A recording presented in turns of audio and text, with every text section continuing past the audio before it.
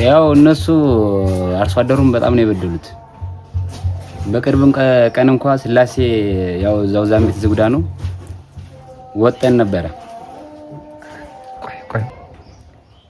ያው ወጠን ነበር።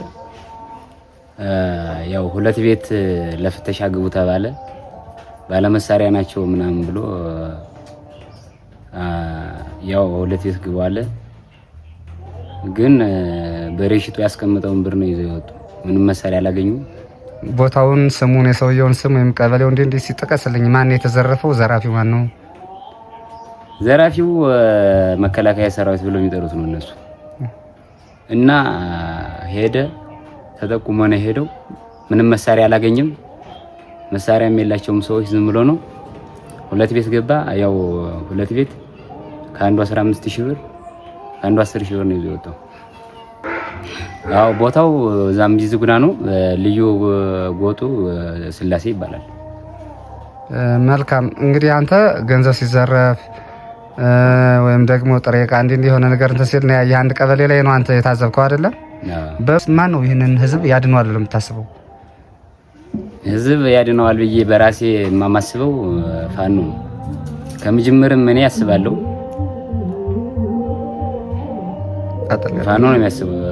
ለህዝቡ ይጠቅማል ብዬ ማስብ እኔም ወደፊቱም ፋኖ ነው። ምንሻው እነሱም አብዛኛው መርጠው አያስገቡም። እብዱን ነው የሚያስገቡት። ሰካራሙን የተለያየ ደካማውን ነው የሚያስገቡት። እና እየወጣ ነው መሳሪያ እንደኔ አሁን እንደኔ አይነቶችም አሉ አላማ ኑሯቸው መሳሪያ ሊያወጡ እና ስለንቦናቸው በዚህ ልክ ነው። በጣም ደክመዋል። አዴት ተመቷል የሚባል ወሬ ሰምተዋል። በጎንጅ በደጋ ዳሞት በጣም ጉዳት ደርሶበታል ስለተባለ በጣም ተሽመድምደዋል። በቃ በዚህ ልክ ነው እና ተበትኗል ማለት እችላለሁ እኔ በራሴ ኮንፊደንስ።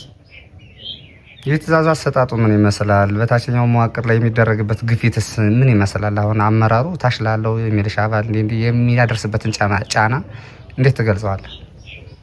በዘረኝነት ነው የሚሰሩት እነሱ። ጫና በጣም ያው ይፈጥራሉ።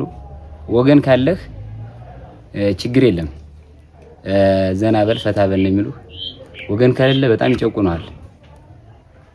በዚህ ልክ ነው። ግን ከወንድሞቻችን ጋር ነው የምንዋጋው፣ እህት ወንድሞቻችን ናቸው፣ ከራሳችን ህዝብ ጋር ነው የምንዋጋው ብሎ የሚያስብ አለ?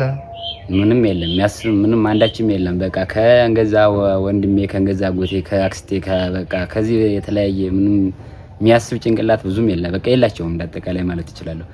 በተለይ ያው ሻለቃ መሪ ተብለው የተቀመጡት ምንም ይሄ ሐሳብ የላቸውም። አንድም ሐሳብ ማለት ነው ለወገን ምንም በቃ እስቲ ወገኖቻችን ናቸው የተበደለ ህዝብ አለን ምናምን ብሎ የሚያስቡት አንዳችም ነገር የለም።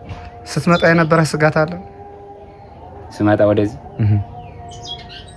ወደ ፋኖ ተመልሼ ለውጥ አስተል እንግዲህ አንተ ፋኖ ነበርኩ መሳሪያ ስለሌለኝ ወደ ስርዓቱ ገብቻለሁ ተመልሼ ደግሞ መጣው ያልኸኝ ነውና ተመልሼ ስሄድ ክደህናል በሚል የሆነ ነገር ደረጋለሁ የሚል ስጋት ነበር ሆይ? አዎ ስጋት ነበረኝ፣ ግን በደስታ በሰላምታ ነው እየተቀበለኝ ያለ። አቀባበሉ ምን ይመስላል? እንደው አሁን ከደረስክ በኋላና ያነበረ ስጋት አኳያ ልዩነቱን እንዴት አገኘው?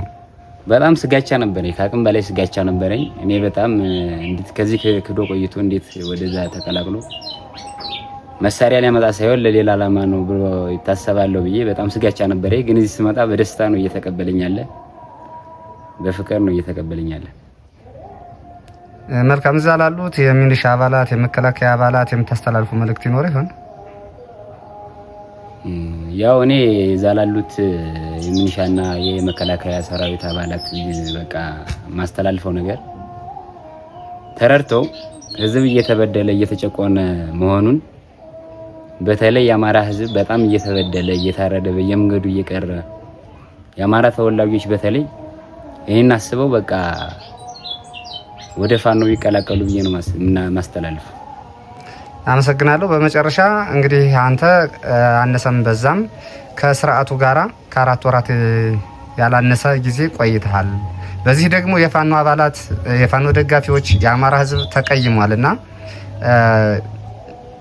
ከዚህ ጋር ተያይዞ ለህዝቡና ለደጋፊው ምን ትላለህ? በአንተ ተቀይሟል። እዚያ ላለ ባለ ከስርዓቱ ጋር ባለ አባል በሙሉ ይቀየማል። ከወጣህ በኋላ የምትለው አለ ወይ? ይህን ደጋፊ ይህንን የፋኖ አባል ህዝቡን ምን ትላለህ? አይ እኔ ለህዝብና ለፋኖ አባላት በጣም ይቅርታ ጠይቃለሁ። አዎ ተበድሏል። አብሬም ስንቀሳቀስ በነበረ ጉዳት ደርሷል እና በጣም ይቅርታ ጠይቃለሁ።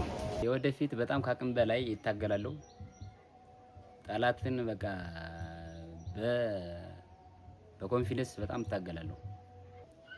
ያው የአማራ ህዝብ የአማራ ፋኖ በቃ በጣም ይቅርታ።